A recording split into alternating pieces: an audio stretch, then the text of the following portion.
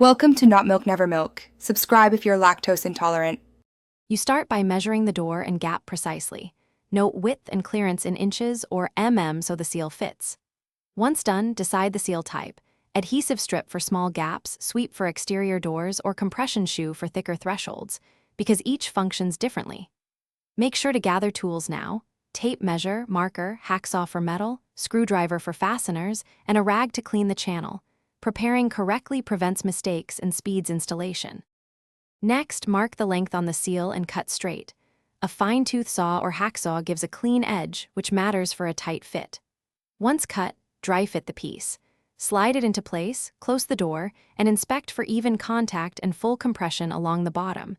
This confirms weatherproofing and sound control. If you see gaps, trim small amounts and refile the edge so the seal compresses uniformly without dragging on the floor. Finally, attach the seal permanently. Use the recommended fasteners, adhesive backing for simple strips or screws for metal shoes, and pre-drill pilot holes when needed to avoid splitting.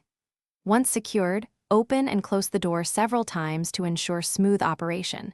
If it binds, loosen fasteners and reposition or slightly lower the seal. For one key troubleshooting tip: if drafts persist after installation, add a thin foam backer or swap to a thicker profile. This often solves residual gaps without redoing the entire job. Thanks for watching. If this was helpful, leave a like and consider subscribing. See you next time.